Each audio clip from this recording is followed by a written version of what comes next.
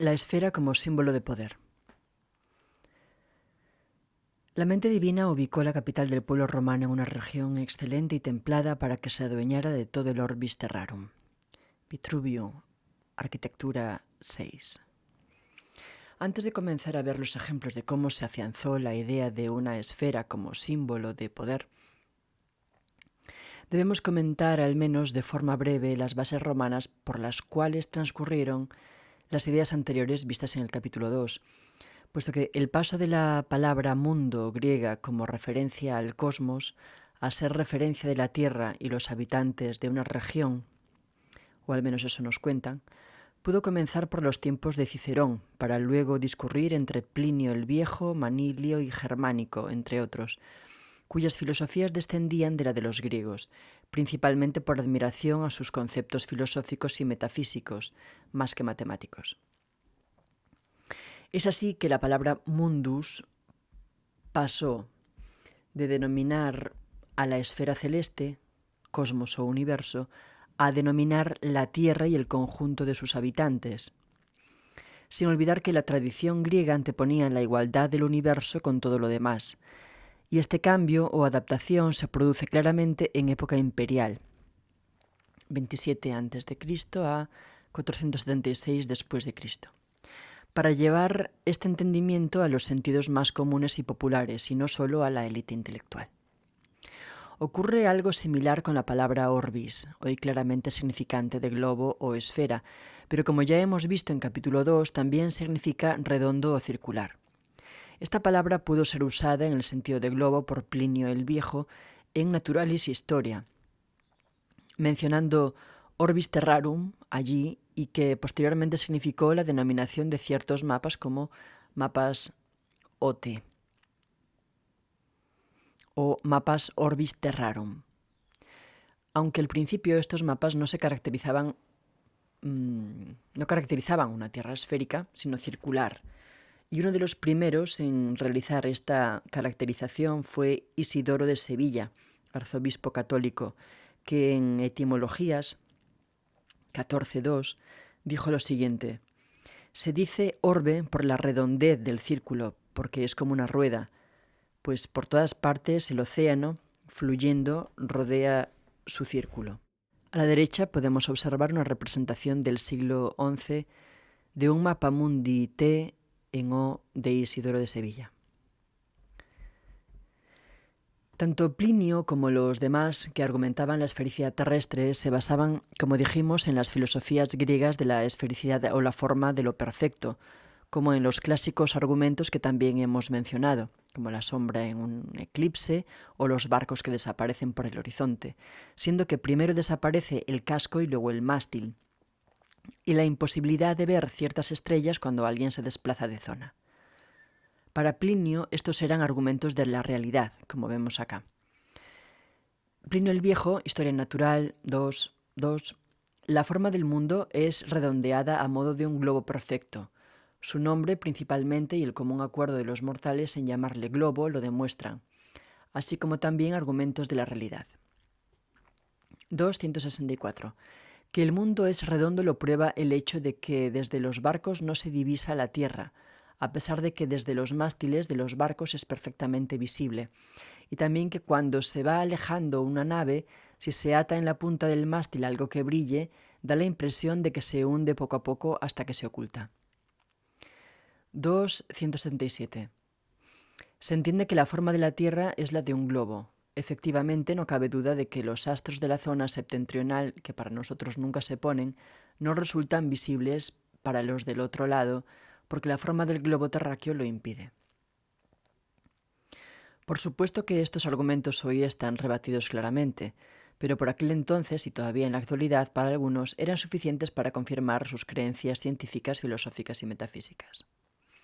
En Comentarios al sueño de Escipión, de Macrobio, un estudio del sueño narrado en De República de Cicerón, se describe el universo, el lugar de la Tierra y el hombre dentro del universo, según el sueño,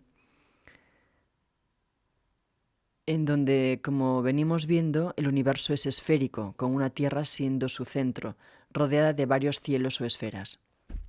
Este tipo de representación fue rápidamente adoptada por la Iglesia Católica y representada desde estos tiempos como referencia del geocentrismo, a veces con una tierra esférica y otras veces plana, pero fundamentalmente hablando de los diferentes cielos, a veces 7, otras veces 9 y otras con más cantidad. Ya lo hemos visto en el capítulo 1 con las representaciones de Pedro de Medina en Suma de Cosmografía y en Figura dos Corpos Celestes de Bartolomeu Bello. Esta representación es muy importante para comprender el desarrollo de la esfera, especialmente cuando comenzó a formar parte de los Sigma Imperii, los símbolos del imperio, más específicamente durante la época imperial, en especial desde el siglo IV. Pronto entenderemos por qué. Y tanto es así que podríamos hablar de una gran esfera, el todo, más que esferas dentro de esferas. Una representación de las esferas, cielos, de Macrobio es la que sigue. Veamos lo siguiente en Wikipedia sobre Comentarios al sueño de Escipión. Obra que sí nos ha llegado intacta y que además ha permitido recuperar un fragmento de la obra de República de Cicerón, conocida gracias a Macrobio, y del sueño de Escipión en De República de Cicerón. Esto, que era la conclusión de la obra, fue por mucho tiempo la única parte conocida que desde la antigüedad había comenzado a circular con el título autónomo de Somnium Scipionis. Solo en el 1819 el texto fue parcialmente recompuesto cuando salió a la luz el texto de los primeros 5 libros, buena parte de los primeros 2 y fragmentos de los otros. Con respecto a esto y a todo lo que vimos en el capítulo anterior, compartamos las palabras de Sandra Ramos Maldonado, Universidad de Cádiz, España, en La Naturalis Historia de Plinio el Viejo, lectura en clave humanística de un clásico. La escuela y la universidad deberían servir para hacernos entender que ningún libro que hable de un libro dice más que el libro en cuestión. En cambio, hacen todo lo posible para que se crea lo contrario. Por una inversión de valores muy difundida, la introducción, el aparato crítico, la bibliografía, hacen las veces de una cortina de humo para esconder lo que el texto tiene que decir y que solo puede decir si se lo deja hablar sin intermediarios que pretendan saber más que él. Así es tristemente por lo general. De Julio César Germánico, 15 a.C. a 19 después de Cristo, se puede destacar que realizó una traducción libre de fenómenos de Arato y entiéndase como traducción libre a aquella que sigue el sentido del texto, pero ajustado a la interpretación del traductor, es decir, a lo que acabamos de ver en el párrafo de la doctora Sandra Ramos Maldonado, aunque esa traducción de Germánico ya no existe. Antes de comenzar con lo más importante del capítulo, posiblemente haya algún lector que esté recordando el globo terráqueo del griego Crates de Mayus, 218 a.C. a 150 a.C. Y lo traemos ahora porque será mencionado en algo que hablaremos en un ratito. Este es el globo de Crates de Malos, quien vivió en Roma durante un tiempo, en donde distribuyó las diferentes zonas que se creía que existían de manera equilibrada, puesto que lo perfecto, la esfera, como hemos visto, debía tener un equilibrio. Es así que vemos a la Tierra que se conocía, o ecumene, las antípodas por debajo, antoequi, divididas en aguas centrales o mar del centro, y del otro lado a la conjetura de que, para mantener este equilibrio de la perfección, debería haber otras 2 tierras desconocidas, Perioeci y sus antípodas. ¿Qué se sabe de este globo y de Crates? Pues que el globo ya no existe, por supuesto, y a Crates se lo recuerda por este globo y porque se rompió una pierna mientras examinaba una cloaca en Roma. Eso es todo. Quizás la primera referencia de cómo concebía a la Tierra Crates viene de la mano de Boecio. Roma, 480, Pavia, 524. También conocido como San Severino Boecio, que provenía de una importante y antigua familia romana, la gens Anicia, que dio 2 emperadores y 3 papas. Vamos viendo la esfera de poder de dónde viene.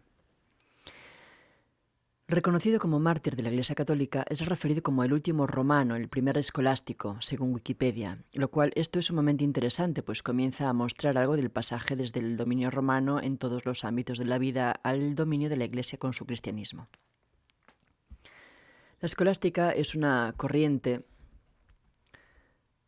teológica y filosófica que utilizó parte de la filosofía grecolatina clásica para comprender la revelación religiosa del cristianismo. ¿Empezamos a entender lo que fue sucediendo? Pues quedará más claro.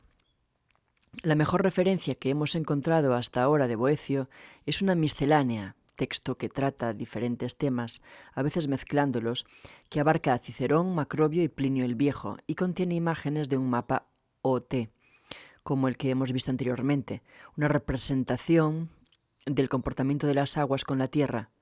Tiene que ver con la idea de las aguas de arriba, conocida principalmente por los textos bíblicos, aunque es mencionada en muchos textos espirituales de todas las épocas. Y aunque también lo explican como la atracción de pesos hacia la tierra, que es la idea de ciertos griegos de que los 4 elementos, agua, aire, tierra y fuego, tienen comportamientos diferentes. 2 suben por ser ligeros, aire y fuego, y 2 caen por ser pesados, agua y tierra. Descripciones de trópicos y polos que luego son representados en una tierra esférica. La concepción de geocentrismo con la Tierra rodeada de los anillos o esferas que hemos visto antes, un diagrama de las esferas celestes orbitando encima de la Tierra, etc. Es de Boecio, pero su creación y publicación es de unos 500 años posteriores a su vida, alrededor del año 1000. Y esto se sigue reiterando. Les dejamos la publicación para que puedan verla. Por cierto, ya que acabamos de ver algo de Macrobio por Boecio, les compartimos algo interesante de Imago Mundi o Imagen del Mundo de Macrobio. Lo que hay que tener en cuenta son los comentarios debajo de las imágenes, que ahí están los datos reales. La esfera como símbolo de poder se inició para representar el poder de los emperadores romanos, sobre todo el universo, siendo representados como dioses en la tierra, y siendo esto exactamente igual al poder que venía a continuación con la Iglesia y el poder papal, representantes de Dios en la tierra. La esfera inicialmente siempre era celeste y al principio era representada como una simple esfera o globo, como una esfera de cristal. Recordemos las esferas cristalinas griegas, sin ningún tipo de marca ni símbolo característico. Esto lo vemos, por ejemplo, en las tazas encontradas en Bosco Reale, una ciudad sepultada durante la erupción del Vesubio, cuyo tesoro fue descubierto en el siglo XIX, con grabados y pinturas en ellas representando emperadores como Tiberio y Augusto, y en una colección que pertenece a los Rothschild, hoy desaparecida. Ya que aquí se habla de Augusto y Tiberio, mencionemos brevemente a Manilio, siglo I después de Cristo, del que poco se conoce, pero afirman que escribió un poema de astrología y astronomía, el Astronomicon, en donde hablaría de la esfera del cosmos y de la Tierra, pero solo hemos podido encontrar como referencia más temprana a la copia de 1473 de Regiomontanus. Se ha encontrado también en cercanías de Bosco Reale un fresco que insistentemente algunos quieren atribuir a la esfera terrestre, pero se trata de otra representación de la esfera celeste. Esta vez con líneas, quizás con los trópicos y círculos polares que la circundan, pero la calidad de las imágenes encontradas es bastante baja. Por aquel entonces abundaban representaciones de la esfera celeste, en pinturas, grabados, esculturas, y varias de ellas han llegado hasta nuestros días, que veremos en el capítulo correspondiente, pero ninguna representación de la esfera terrestre que sobrevive en la actualidad corresponde a esa época, sino de siglos posteriores. Por ejemplo, el antoniniano, denominación numismática de una moneda romana del siglo III, muestra algo similar a las tazas de Bosco Reale. El aureus Domitian, o moneda del emperador Domiciano, del año 84 con una esfera celeste. También lo podemos encontrar en monedas que representaban al Sol Invictus, un culto religioso al Sol iniciado en Roma en esta época, que estamos viendo que será clave para entender lo que viene en el escrito y comprender la base heliocéntrica que empezó en esta época y terminó de consolidarse por el siglo XVII. Podemos ver a la derecha al emperador portando la esfera de poder en una mano y en su cabeza la corona solar, la representación de este culto al dios Sol, Invictus, porque nadie lo podía conquistar, pero representado en la tierra por el emperador, algo que inmediatamente pasó a ser dominio de la Iglesia, de los representantes de Dios solar, del portador de la luz, de quien desde esta época tuvo el poder y continúa hasta hoy. Es por eso que entendemos que hay dos momentos claves para la concepción de la esfera como símbolo de poder, como símbolo de un culto que nada tiene que ver con los cultos que se muestran al público, que necesitó tergiversar, borrar, presionar e inventar la historia que nos ha llegado hasta hoy y de la cual venimos viendo que nada tiene que ver a cómo la entendemos, y la primera época importante comienza de forma definitiva y directa a partir del siglo IV, con la consolidación del cristianismo y los principios del poder de la Iglesia católica. Antes debemos hacer una aclaración para evitar malos entendidos. A partir de ahora nos referiremos al cristianismo como mecanismo de dominación por el cual se ha moldeado el conocimiento y las mentes, utilizado claramente por la Iglesia católica para dominar incluso a emperadores y reyes. Pero es importante comprender que no hablaremos de la filosofía o la espiritualidad del cristianismo, que son similares a otras culturas y que habla, en este caso, de la vida de Jesús y de su filosofía de vida, de la concepción espiritual desinteresada por lo material, al César lo que es del César y a Dios lo que es de Dios, por ejemplo, de ser ejemplo de equilibrio y bondad, etc., sino que hablaremos del poder que acompaña y ejerce al representar dicha filosofía para el dominio de los demás por parte del poder, principalmente la Iglesia.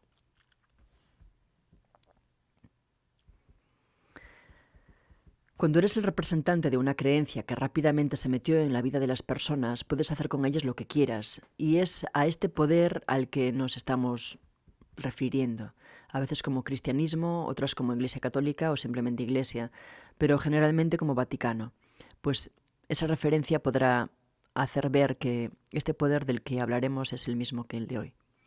Y el tema es ver cómo pasamos de esto, Teodosio II, moneda del 423, esfera, a esto, Luis el Piadoso, Luis I el Piadoso, Ludovico Pío, emperador de Occidente, siglo IX, orbe imperial con cruz. La esfera como símbolo de poder y conocimiento comenzó a regir a partir del siglo IV, aunque antes ya habían comenzado ciertas referencias, como hemos visto, pero oficialmente fue por el Edicto de Tesalónica, decretado por el emperador romano Teodosio en el año 380, tomando la decisión de poder al cristianismo o catolicismo como religión oficial romana. Antes de esa fecha había ocurrido el Concilio de Nicea I en el año 325, que se considera el primer concilio ecuménico. Luego hubo 20 más en diferentes regiones, que es una reunión celebrada por la Iglesia católica y las iglesias ortodoxas con carácter general, a la que son convocados todos los obispos para reconocer la verdad en materia de doctrina o de práctica y proclamarla, nos cuenta Wikipedia. Este concilio fue convocado por el emperador Constantino I, por lo que vamos entendiendo que el poder de la Iglesia católica intimidaba incluso al poder del emperador romano, o quizás no era intimidación sino acuerdo, que es más posible. No podemos no mencionar, como otro gran momento para la consolidación del poder del Vaticano, con la donación de Constantino, el mismo emperador que convocó el concilio, en donde le atribuía a la Iglesia grandes poderes en tierras como las propiedades de la ciudad de Roma, los estados italianos y el resto del Imperio de Occidente, a mediados de la Edad Media. El poder que por siglos esta donación le confirió el Vaticano fue impresionante, y aunque luego se demostrara que era completamente falso, ya nada se podía hacer al respecto. Así es como este poder papal se manejaba, y sigue haciéndolo. El documento más antiguo que se conserva de esta falsa donación es del siglo IX y se conserva en la Biblioteca Nacional de Francia. Dejamos aquí un link para que sigan viendo las enormes atribuciones en esa falsa donación que se daba a los papas, al Vaticano. Cuando hablemos de la segunda época importante que consolidó a la esfera entre los siglos XII y XV, no olvidaremos el Unam Sanctam, una bula papal promulgada por Bonifacio VIII el 18 de noviembre de 1302, que los historiadores consideraban una de las declaraciones de supremacía espiritual más fuerte jamás hecha por el papado.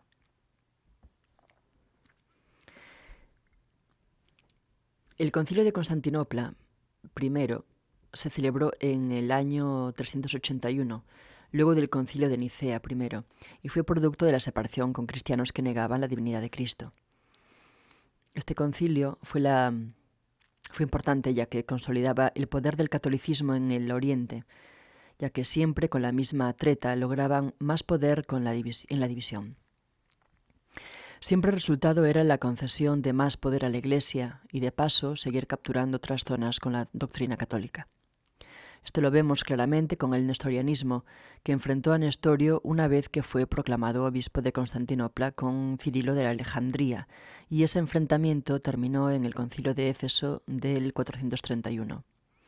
Luego, este concilio del nestorianismo fue desterrado del Imperio Romano, pero encontró acogida en el Imperio Sasánida, pegado al romano, hacia el oriente, en donde los habitantes tomaron con fuerza esta doctrina.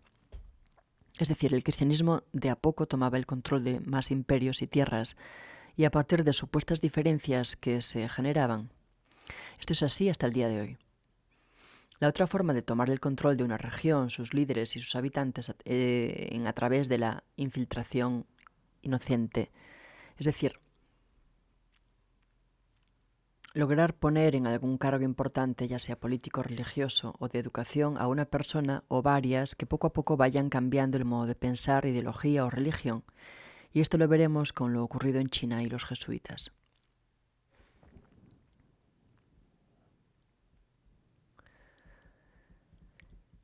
Para esta época ya poseían el control del Imperio Romano y del Imperio Bizantino, Roma de Oriente, y los imperios del Oriente de este último, y más adelante, por medio del Islam, controlarían las regiones árabes.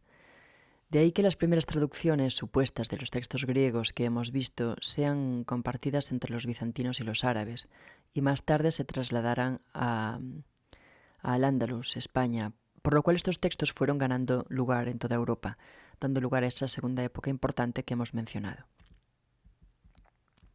Y aunque antes del siglo IV ya intentaban imponer de a poco la idea de la esfera como símbolo de poder y conocimiento, el orbis, como significado de esfera, podemos ver una referencia que indica tal traslado en Vitruvio, 80-70 a.C.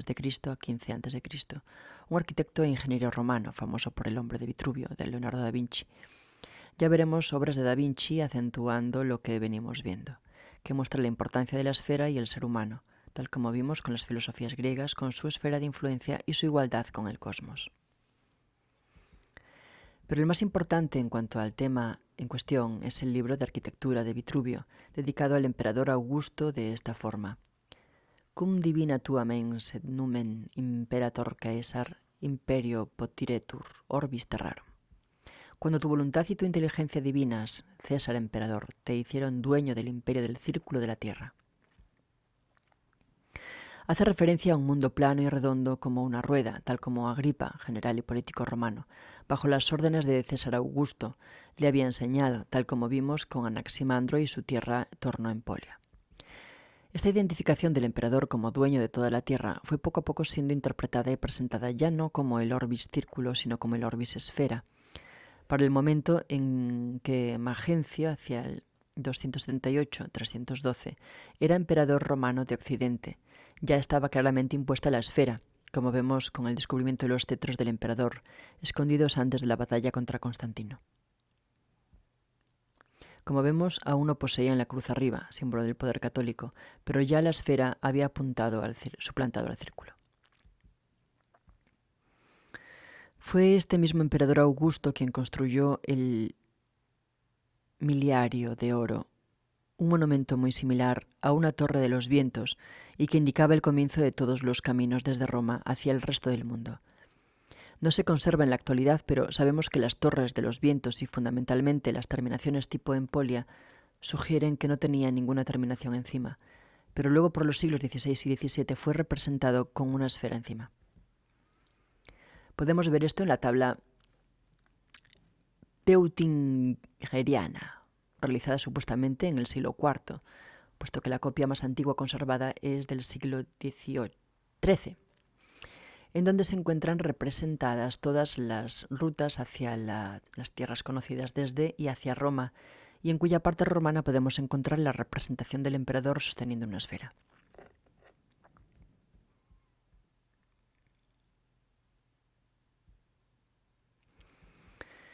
No podemos olvidarnos de los padres de la Iglesia del siglo I al VIII, teólogos sacerdotes, especialmente escritores cristianos como Tertuliano, 160 a 220, quien fue uno de los primeros en combinar las ideas griegas y romanas con la doctrina cristiana, con el afán de inmiscuirse dentro del poder por medio del cristianismo, y por eso la historia de Cristo es igual a la historia de varios dioses griegos y romanos, como Mitra, por poner un ejemplo.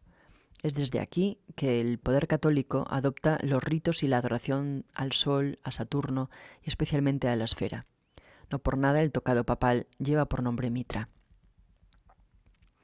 Posteriormente fueron incluyendo la idea de geoheliocentrismo a partir del siglo IV, siguiendo la filosofía de griegos como Eratóstenes, Ptolomeo e Hiparco. A esta altura ya hemos demostrado la falta de veracidad en las supuestas ideas de estos griegos, en donde la Tierra seguía siendo el centro del universo, pero los planetas como Mercurio y Venus giraban en torno al Sol, y el Sol a su vez en torno a la Tierra. Esto lo vemos con Marciano Capella, 360-428, en su libro séptimo de Las nupcias de Mercurio con Filología o de Nuptiis, en una representación del siglo XVI.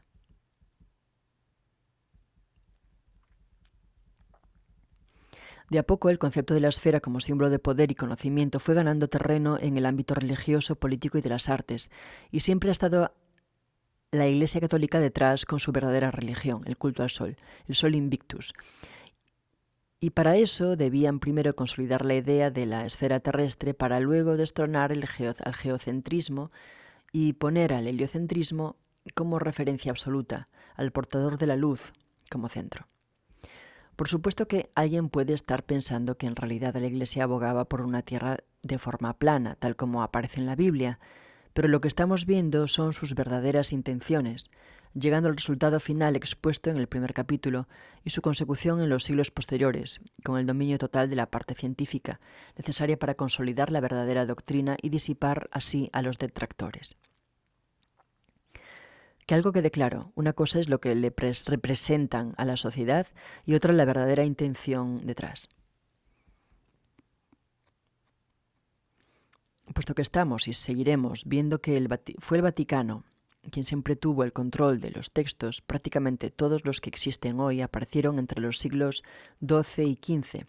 Las traducciones árabes y musulmanas fueron controladas y desaparecidas en gran parte por el Vaticano, las bizantinas de la misma forma, controlando el poder imperial desde el siglo IV y antes también, generando siempre la controversia entre un bando y otro para ganar más poder e ir instaurando la creencia en la esfera.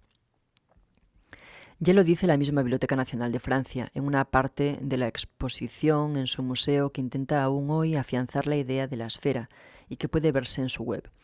El simbolismo del globo, poder, conocimiento y vanidad. Una suma de conocimientos constantemente completada y actualizada. No obstante, y desde hace mucho tiempo, inventando, tergiversando, ocultando, tomando más control y poder, generando divisiones entre poderes y en la sociedad, disipando detractores con una maquinaria de poder cada vez más grande, con el objetivo de mantener su poder alquímico, metafísico, cabalístico, y ya iremos viendo en qué sentido. Otro ejemplo de una representación de la esfera de poder por parte de la Iglesia y sus santos la podemos encontrar en la tapa de un Evangelio de San Miguel.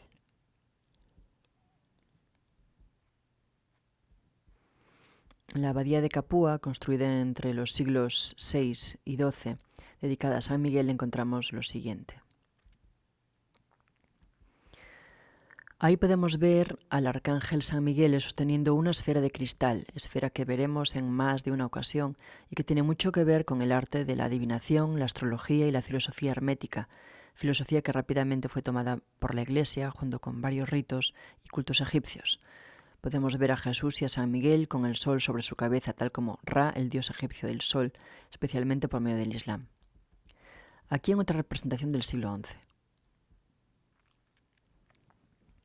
Por supuesto que Leonardo da Vinci no se quedó atrás y por el 1500 representó a Cristo sosteniendo una bola de cristal, en la obra Salvator Mundi, con la clásica representación europea de Jesús.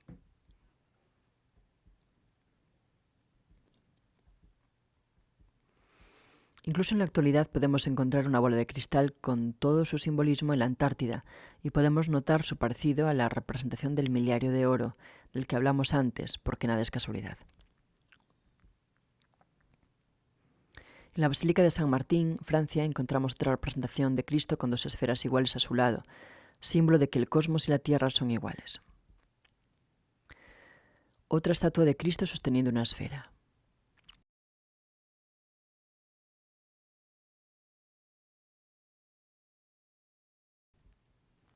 La Trinidad de Marco Bianchini. La noción de Trinidad, de Padre, Hijo y Espíritu Santo, viene del padre de la Iglesia Tertuliano, del que hablamos anteriormente. Otra forma de representar a la esfera en conjunto con los dioses católicos es la que podemos ver en el Salterio del bizantino Federico II de 1235. Aquí arriba vemos al profeta dentro de una esfera de cristal, siendo atraída por los ángeles hasta la gente que aguardaba debajo. A la derecha, la pintura Alegoría cristiana de Jean Provost en el Louvre de París de alrededor del 1500. Es interesante porque alegoría significa representación en la que las cosas tienen un significado simbólico. Y justamente estamos viendo cómo la esfera es el símbolo de poder. Acá vemos al sol como el ojo que todo lo ve. Más simbología esférica encontramos en la Virgen Negra de Montserrat, que en su mano izquierda sostiene una esfera y en la derecha una piña, símbolo que acompaña al Vaticano y fue adoptado del antiguo Egipto, siendo un símbolo fálico o tirso y puede verse en ciertos báculos papales.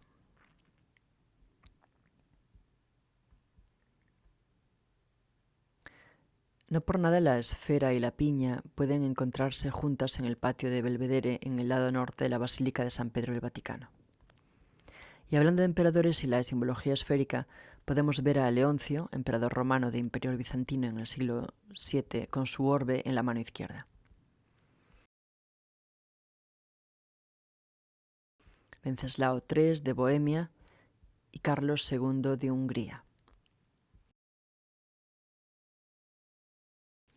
Francisco II y Otón I del Sacro Imperio.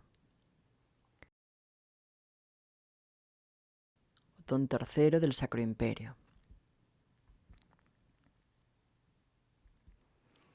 Federico I y Federico V del Sacro Imperio. Como vemos en estos ejemplos, y podríamos seguir con muchos más, pero es suficiente para entender la idea, aproximadamente en el siglo II, pero mayoritariamente en los siglos posteriores, la esfera se convirtió en un símbolo de poder por parte de emperadores y reyes, impulsados por la intervención de la Iglesia Católica y su control sobre ellos. A pesar de que hubieron disputas entre poderes, incluso dentro de la misma Iglesia y de la caída del Imperio Romano de Occidente en el siglo V, siempre se conservaron las intenciones primarias de controlar la información, la esfera de conocimiento, y distribuirla.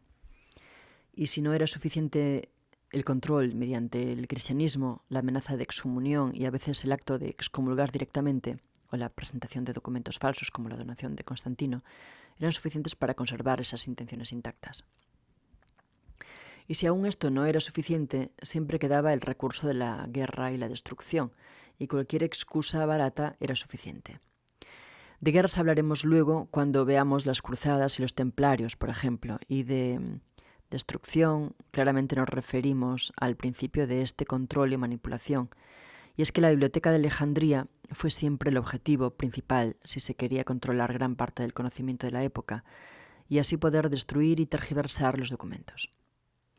Por ejemplo, el decreto de Teófilo de Alejandría en el siglo IV, considerado santo por la Iglesia copta, una iglesia cristiana fundada en el año 42 en Egipto, miren desde cuándo viene todo esto, que ordenaba la destrucción de todo culto pagano ajeno al cristianismo, tuvo como objetivo destruir la denominada Biblioteca Hija, una nueva biblioteca luego de la destrucción de la primera por el emperador romano Julio César, por ser la referencia y punto base del paganismo. Posteriormente, con el último incendio perpetrado por los musulmanes en el siglo VII, culminaron así los saqueos de todo el conocimiento antiguo, a pesar de que haya quienes llegan a especular que se encontraba vacía desde hacía tiempo atrás con los saqueos anteriores. Esto no es así, puesto que cada una de las destrucciones buscaba toda la información que había quedado sin robar y la que había sido generada nuevamente. Y es desde acá que siglos más tarde salen las supuestas traducciones de los textos griegos, primero con los bizantinos y posteriormente y en mayor cantidad, aunque la mayoría de esas traducciones originales no existan, en el mundo árabe. Y como podemos ver, ya sea por guerras o por infiltración, el conocimiento antiguo fue destruido, manipulado, tergiversado e inventado tanto como la Iglesia y el poder quisieron, sin tener siquiera la posibilidad de saber si lo que está escrito en las traducciones de traducciones es al menos similar al supuesto original, puesto que con todo esto es incluso coherente dudar si tales originales realmente fueron escritos alguna vez o no. Por esto que se sabe, y bien que se sabe, es inentendible que se intente justificar y asegurar que antes sabían tal o cual cosa, y menos cuando no hay ni siquiera originales de puño y letra, y las existencias llegan y pasan el milenio respecto a estos originales. Y ni siquiera este escrito llegaremos a hablar de lo ocurrido en América tras la conquista española, cuando los misioneros jesuitas quemaban todo documento y destruían templos con la excusa de convertirlos al cristianismo, acusándolos de herejes e ignorantes, como en el siglo XVI con la bula papal que aceptaba la humanidad de los indios y así podían ser bautizados.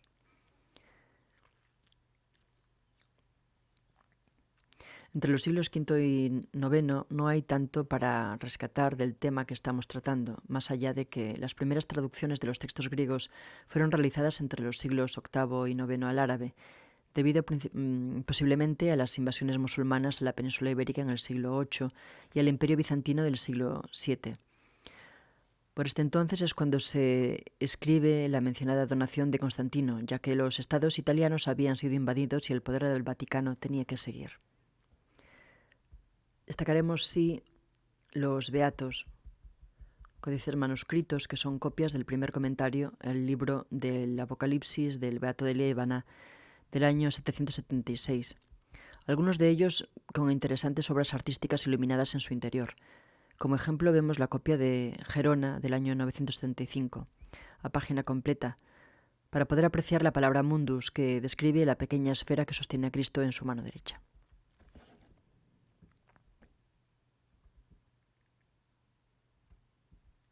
Para muchos esta palabra, mundus, ya estaba definiendo a la tierra esférica, pero si comprendemos que la palabra católico quiere decir universal, más bien pareciera interpretar al poder que genera el universo, la esfera celeste, lo perfecto, Dios mismo. Esto lo podemos ver en una copia del Beato de Liébana del 1047, con las constelaciones dentro de la esfera del cosmos y fuera de la esfera o círculo de la Tierra.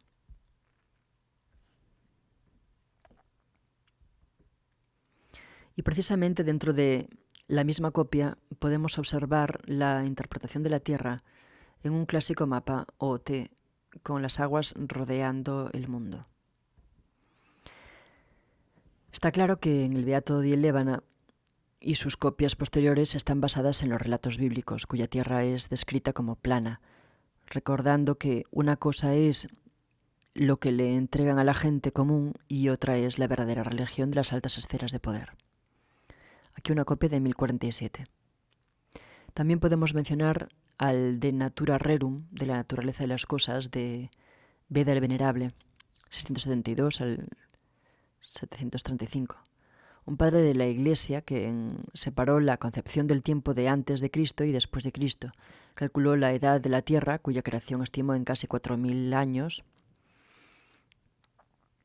antes de Cristo, y mencionó que la Tierra era redonda como una pelota y no redonda como un escudo. Dejamos una copia publicada en el siglo XI. Haremos mención también al llamado Aratus Latinus, un manuscrito supuestamente escrito a mediados del siglo VIII, no se sabe bien por quién, el cual tras catalogarlo de inentendible sufrió severas adaptaciones, entre comillas, por parte de traducciones posteriores. Es decir, modificaron el texto para hacerlo más entendible, supongamos, y solo se conocen copias conocidas como Aratus Latinus revisado. En esas copias y modificaciones en donde aparecieron una serie de dibujos e interpretaciones de esferas celestes y terrestres, como la que vemos a continuación. Hemos estado viendo hasta aquí cómo la esfera, como símbolo de poder y conocimiento, como símbolo de lo perfecto, símbolo del poder dominante, se fue consolidando a lo largo de la historia de estos siglos. Incentivado por el catolicismo, ejerciendo presión a los emperadores por medio del cristianismo, mediante bulas, concilios, guerras, infiltración y documentos falsos, copias tergiversadas, manipuladas o desaparecidas, y el principio del arte esférico. poder que fue lográndose también mediante la incorporación de creencias y filosofías más antiguas, moldeando así un sistema de creencias y dominio que pudiera satisfacer las necesidades de los pueblos conquistados, para mantener un control sin que sea notado. Y el lento pero progresivo traspaso de una concepción esférica del cosmos, del universo, de Dios, hacia la concepción esférica de la Tierra, de una perfección celestial a una terrestre, pues como representantes de Dios en la Tierra no podían sino gobernar y dominar en un mundo que sea diferente del lugar en donde habita Dios, perfecto y esférico. Pero no era suficiente, aún quedaba controlar definitivamente los textos que afirmarían tales creencias, y para eso debían controlar los medios en los cuales esos textos serían traducidos y modificados, interpretados según la lógica que necesitaban para moldear los conceptos y lograr satisfacer al poder que los requería, y así finalmente inundar con ellos a las escuelas de enseñanzas que les pertenecían y siguen perteneciéndoles, especialmente cuando la imprenta hizo su aparición y pudo darles la circulación necesaria para llegar a todos los lugares. Desde un principio hemos estado viendo que la mayoría de las traducciones y copias existentes son del siglo X en adelante, y veremos ahora el origen cuando hablemos del Papa del año 1000, o el Papa matemático, Gerbert de Aurillac, de Alfonso X el Sabio, de Al-Ándalus, por el lado europeo, y de As-Sufi, Al-Biruni, Omar Khayyam, entre otros, por el lado musulmán, para luego centrarnos ya en los siglos XIII, XIV y XV, que es cuando definitivamente el concepto de la esfera comienza a formar parte de la nueva ciencia, siempre bajo el control del Vaticano y los poderes que controlaba, para servir a sus propios intereses.